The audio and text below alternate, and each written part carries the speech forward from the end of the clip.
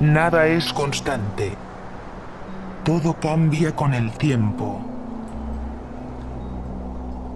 Existe un flujo de conciencia cambiando constantemente. El cuerpo y el cerebro están en flujo constante. No hay nada que corresponda con la noción de que existe un ser inmutable.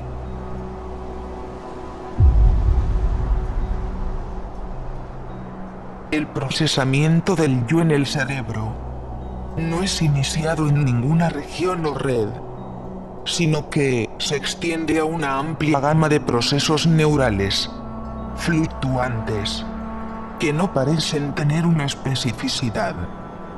Así que, al menos sabemos, que el yo, o la conciencia de sí mismo, no está en ningún lugar en específico, que no podemos ubicarlo materialmente, desde el materialismo científico.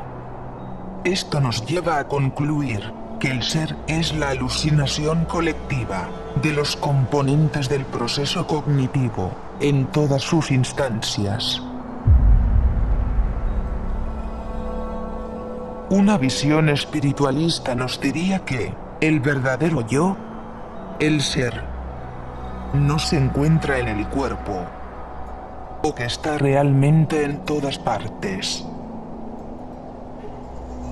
En el budismo, se cree que el yo y todos los fenómenos que experimentamos, desde este nodo de percepción, desde la separación, son ilusorios, porque son impermanentes e interdependientes.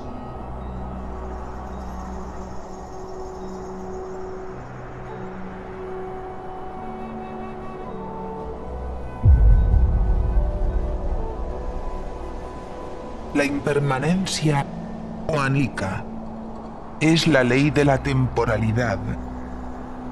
Todo cambia constantemente. Cuando Padmasambhava dice que los fenómenos son no existentes, quiere decir que los fenómenos no existen por su propia naturaleza, ya sea subjetiva u objetivamente. En otras palabras, los fenómenos existen interdependientemente.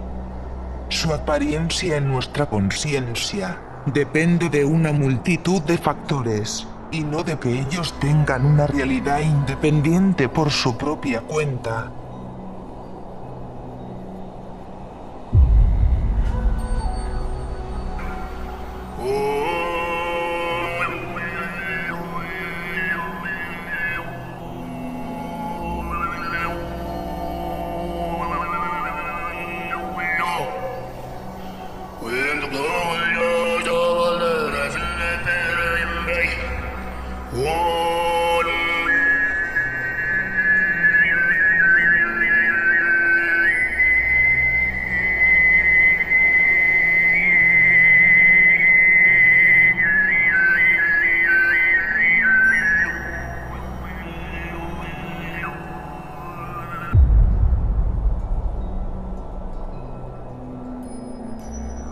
Cuando miramos detenidamente el mundo, nos damos cuenta que cada una de las cosas que vemos tiene su ser, su definición y su origen en otra cosa. Solo hay una cosa que no depende de otra, y eso es el todo, la existencia absoluta. Y esta es, entonces, la única realidad. Diremos, sin embargo, que las experiencias de comprensión más elevadas descritas por el budismo, la experiencia de Samadhi y las intimaciones del Nirvana, aunque sea por una limitación del lenguaje, asumen que el estado búdico es una experiencia cualitativa, una subjetividad que abarca toda la realidad del universo, una integración extática de todas las experiencias en una sola.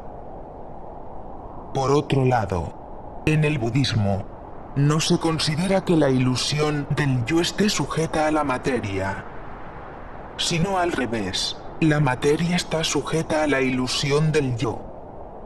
Este ser individual ilusorio persiste más allá de la muerte. Una vez que se ha echado a andar una acción o karma, la cual debe cumplir su consecuencia, es decir, interdependencia. Este ser individual puede existir en diferentes niveles de samsara, el mundo ilusorio, algunos más sutiles y virtuosos, similares al concepto occidental del cielo, y otros, atormentados por un menor nivel de experiencia, y por lo tanto más infernales. El conflicto entre las diferentes acepciones que se tiene del budismo estriba seguramente en las numerosas escuelas y los procesos de traducción de las enseñanzas. Puesto que, como dice en el Sutra del Loto, las enseñanzas de Buda están ligadas al contexto y fueron transmitidas para acoplarse al entendimiento de sus diferentes discípulos, no buscando un dogma, sino la generación de una experiencia de entendimiento. Los aspectos esotéricos del budismo enseñan que la intención de los seres es lo que genera el mundo y hace que lo que es meramente vacua y mágica ilusión sea tomado como real, sólido y estable.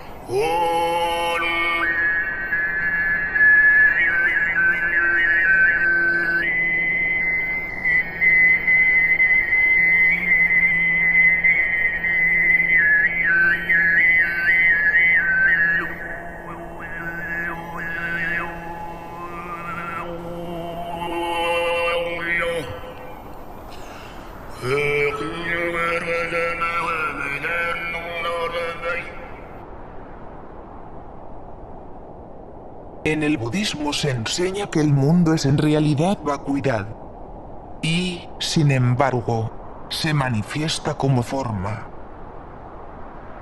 Experimentamos diferentes fenómenos, tomamos cuerpos, interactuamos con cosas aparentemente sólidas y nos aferramos a ciertos conceptos. La razón por la cual el mundo ocurre, el misterio de su duración y aparente solidez, según explicó el Buda, tiene que ver fundamentalmente con la intención. A grandes rasgos, lo que mantiene circulando el mundo del samsara es el karma de los seres sensibles. Karma significa acción. Pero el Buda Shakyamuni enseñó que solo los actos que se realizan con una intención generan karma. Un acto sin intención es solamente la espontaneidad del vacío, sin fijación y adherencia. No hay un alguien en quien se inscriba la consecuencia. Es como el cielo, que no registra las huellas de las aves en su vuelo. La teoría sintérgica de Jacobo Grinberg, que, a diferencia de las enseñanzas budistas, intenta describir y explicar la realidad a partir de investigaciones científicas, casualmente coinciden, y también expresa los mismos conceptos de los chamanes de México. La teoría sintérgica afirma que el cerebro humano es capaz de distorsionar la estructura de la latiz en la forma más compleja conocida en el universo. Y esta distorsión compleja de la latiz constituye la realidad perceptual. de tal forma que cada una de las actividades neuronales constituye una microdistorsión de la latiz. Y puesto que el cerebro humano contiene alrededor de entre 10.000 y 12.000 millones de elementos neuronales, cada microdistorsión, cada alteración de esta estructura básica del espacio interactúa entre sí, formando una macrodistorsión compleja, a la que la teoría le llama el campo neuronal, de tal forma que la hipótesis fundamental de la teoría sintérgica es que la percepción surge como resultado de la interacción del campo neuronal con la latiz del espacio. Existen diferentes niveles de interacción entre el campo neuronal y la latiz, y cada uno de estos niveles constituye o se asocia o se percibe como un nivel diferente de conciencia. Por ejemplo, existe la conciencia auditiva, la conciencia visual, que son diferentes tipos de conciencias, y la teoría afirma que cada una de ellas está relacionada con los parámetros de esta interacción entre el campo neuronal y la latiz. Coincidentemente, el Buda Shakyamuni enseñó en sus primeras transmisiones que el cuerpo se forma como resultado de la conciencia, la cual, a su vez, es producto de los sankaras, un término complejo que se traduce como voliciones, disposiciones o formaciones mentales. Etimológicamente significa compuesto o aquello que se ha juntado, y que en este sentido podemos relacionar con la intencionalidad o deseo. Esta cadena de intenciones, deseos o voliciones es la que le da su solidez al mundo. Hay que señalar que en el budismo la conciencia es posterior a la cognoscitividad, que es inherente a todas las cosas y que se considera indistinta al espacio mismo, que es la fuente de todos los fenómenos.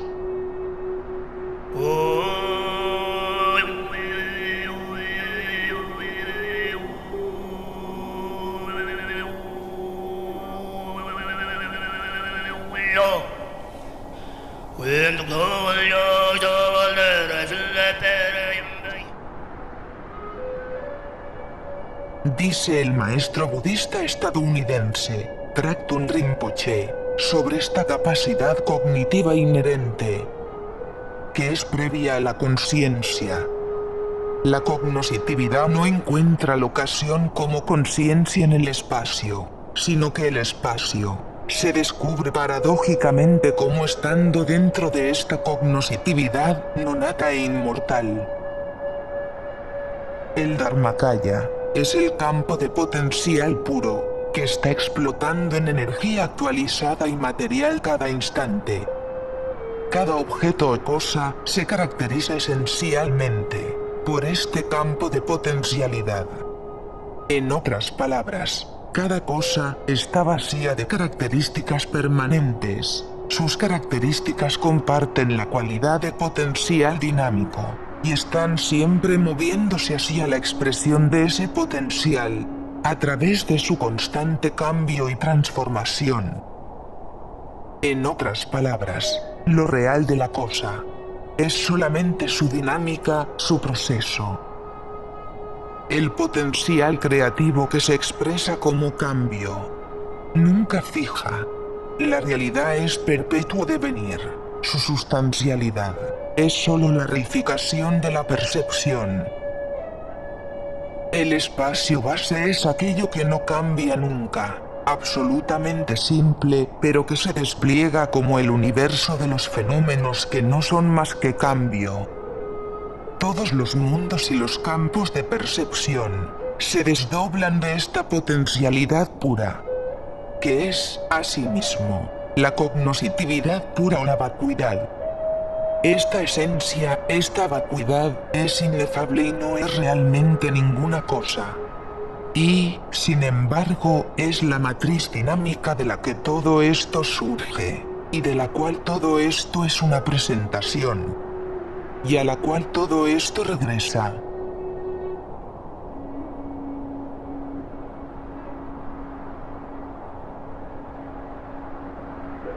La realidad persiste como una aparición autónoma, hasta que se mantiene la ignorancia.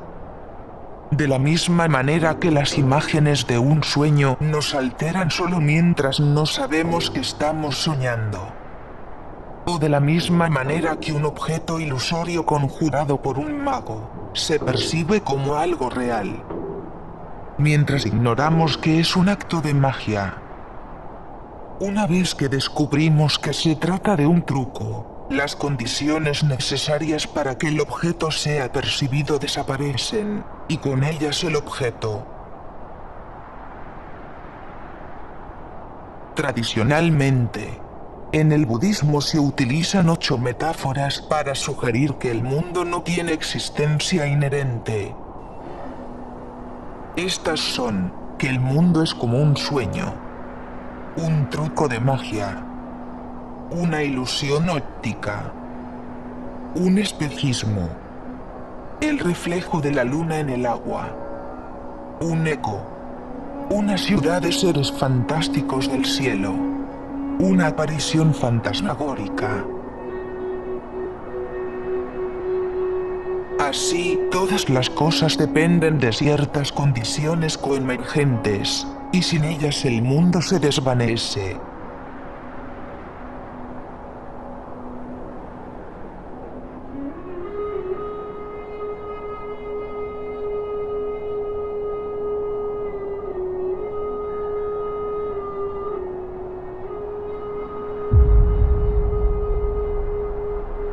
No es casualidad que existe en Occidente toda una tradición que equipara a la magia con la intención y la voluntad. Aleister Crowley lo expresó en el nombre de su escuela, Telema, y en una de sus definiciones de la magia. Todo acto intencional es un acto mágico. El mago reconoce que los objetos, al igual que los dioses y los demonios, son formaciones mentales.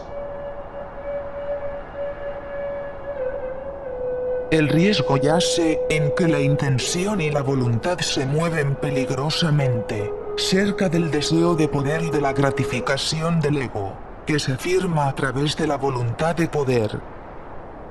Hay una tenue línea entre el camino de la sabiduría por sí misma y el camino de la magia para operar cambio. Así, fácilmente el mago pierde noción de que todas sus apariciones, todos sus objetos de poder y sus objetos de deseo son ilusiones, y se teje a sí mismo en su propio laberinto, el cual no es más que la reificación de su ego.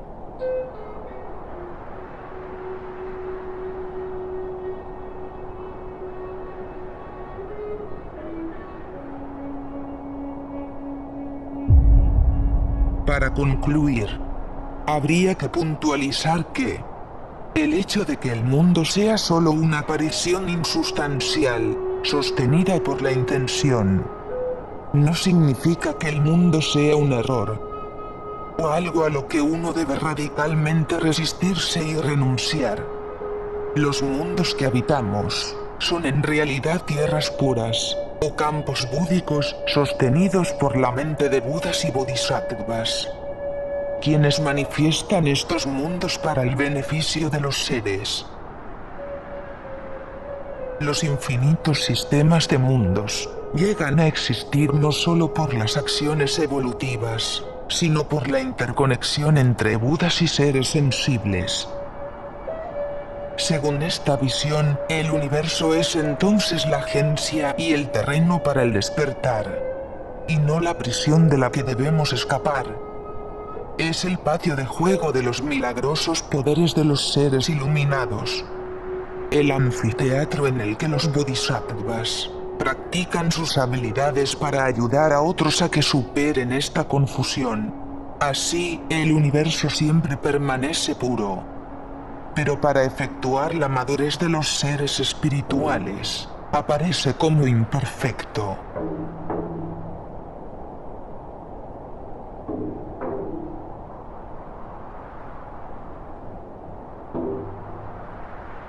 El mundo está constituido más que de átomos sólidos, de las intenciones de seres iluminados, que establecen un teatro de reflejos mágicos, sobre el cual se efectúa el juego del despertar, lo cual es simplemente el reconocimiento de la pureza original, de la identidad entre la mente y los fenómenos que se despliegan, cuya esencia es luz clara.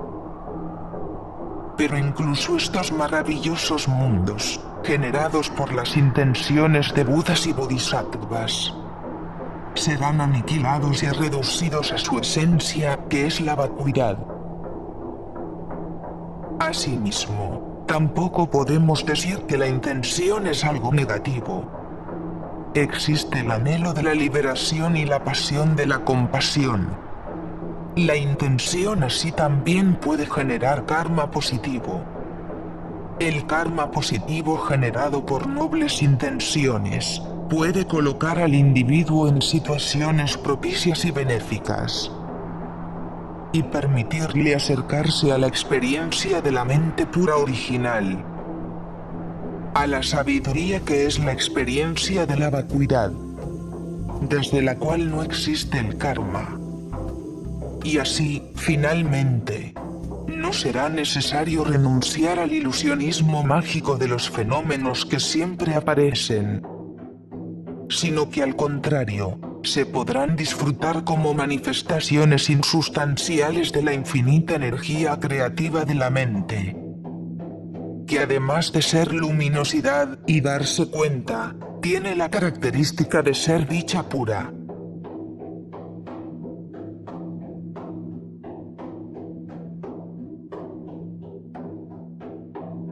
Una vez más, les damos las gracias por ser parte de nuestra comunidad y por aportar constantemente a nuestro crecimiento espiritual y entendimiento de la realidad. Namaste.